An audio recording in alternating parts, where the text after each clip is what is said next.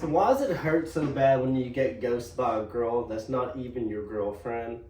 I know it seems like when we get all attached to them, we start sending them long paragraph messages, you start reciprocating. It seems like it's vibing, right? And then you ask yourself, this is getting too good, right? Y'all feel me on that? Sometimes when you're texting these girls and you start liking them, right? I know a lot of us men, we act like it's better to be single, but we want a girlfriend. We want a woman in our lives, right? It's better to have one and to have multiple women. Like King David, that's what King David had said. But when we get attached to these girls, we start sending them Snapchats, start DMing them in their Instagrams, or even texting them, right? The thing is this, is you're being way too available for her, and then you don't become this mystery guy no more. You start telling her, talking to her all day long, not giving her any space or any time for her to miss you. Because scarcity, women like scarcity, not abundance. When you're always there for her, there's no time for her to miss you. And again, to be curious, a girl likes curiosity. That's one thing I learned about these women going to the gyms and going out and approaching a lot of these women is they want to be, they act like they're unapproachable, right? They'll give you this or rest in, what is it called, RFB, rest in peace face. I don't know. Y'all women know what I'm talking about, but they'll give you this face, this awkward look. But I guarantee you that women will be attracted. I'm going off topic right now. I could just tell I'm veering off. But women, they want you to approach them. They want you to talk to them. But the problem is this, is when we always are there for her, when we always show up for her at her needs, let's say you always pay her for dinner, they don't like that in the sense of, you might think, oh gosh, I need to be there for her. But that's why the nice guy finished last. You heard that quote, right? And the mean guy always gets the girl. They'll tell you one thing and want the other thing. It's the craziest thing. It's the most bizarre thing in my life is they'll tell you they don't like this. They don't like Jimmy. Jimmy's a bad guy. Jimmy's rude to me. Jimmy hits me. Jimmy yells back at me. But guess what? They never find themselves leaving. They always stay for some reason, right? Men, sometimes when you're the guy friend of this girl, you might ask them, why haven't you left yet? And they'll talk all this crap, all this BS about them, and then guess what? The very next day, they're posting them again. The very next day, they're with them. And it's just like, do I really want to sit here and listen to you again if you're going to be talking about Jimmy? No. But that's one key thing is me being the nice guy. I had to unlearn what I had learned, meaning that I thought women like, oh, the polite guy. No, they want you to be assertive. Like if you want the kiss, the nice guy will ask for the kiss, right?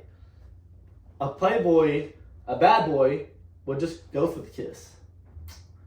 You see that? You see the difference of that? And now the girl, see how I'm cheesing? Now the girl's smiling. But if you have to go and go, hey, may I kiss you? That's like icky for them. Like you know, like be like storytelling. You know, like have fun with it. Don't be like Hitch. Like you know, the Hitch guy on the Hitch on Will Smith. He does all. He's been backwards for her, right? He brings her to a museum and show her grandpa's past family relatives, right? Her ancestors. That's just way too much on the very first date. And jet skis?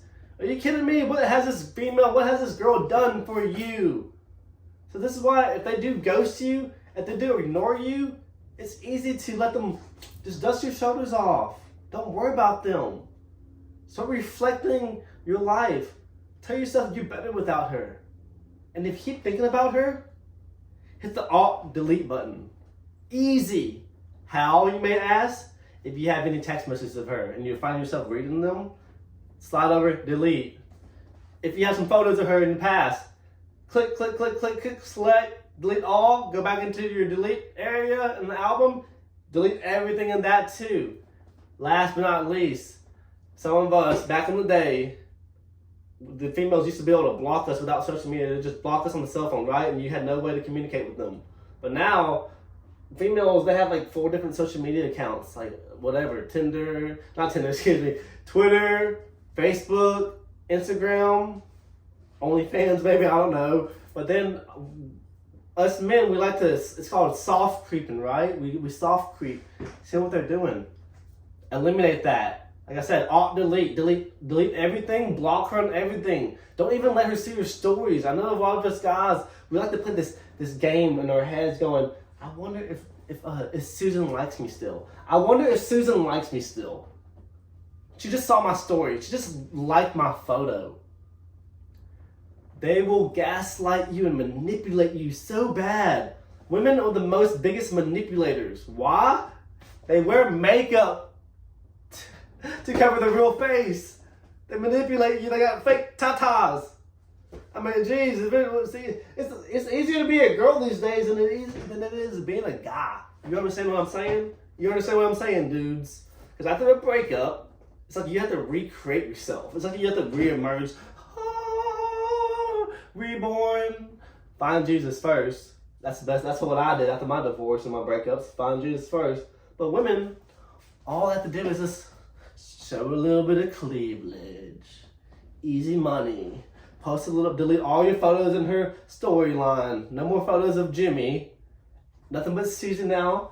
Oh, Susie looks single. She's out drinking with her girls again. Susie's posting bikini pictures again. Ooh, Susie's liking my stories. I wonder what she's trying to say to me. And then their DMs start filling up, while you're over here trying to improve yourself. Focus on you, kings. Focus on you. That's the biggest thing I could tell you, is once you start self-improving and elevating your life and becoming the best version of yourself, the version that God wants you to be, right? Him. Be him. Don't worry about what Susan's doing. You're going to find somebody 10 times as better than her. That's going to reciprocate, provide, love, nurture, and share for your kids. Right? Don't we all want that? I mean, honestly, life is about not just like living, making big money, but like producing offsprings, right? Be the best version that you can be. You know? I see a lot of people, we live in this box, right? This little square, little cubicle. All we do is wake up, eat, go to work, drive home in traffic, get your workout in real quick, watch a little bit of TV, a little bit of football, whatever, eat a little bit and sleep again. Same thing tomorrow. Yes, you might be making a lot of money. Yes, you might be living in a big house. But are you really living? Or are you just cycling in the matrix? Or are you just dying, honestly? Like, life is so short. You only get one chance at this. So no matter what, like, if you have money, yeah, go ahead and spend it on yourself first. Start wearing nice clothes. Start going to the gym. Do some self-improvement. Look better. Dress better. Get a fresh haircut. Do what you gotta do to feel good. Don't worry about Susan. Don't worry about her no more. She's out of your life. Once you have that paradigm shift and your whole demeanor changes, you will start attracting like-minded men, better quality women, and life just gets better like that.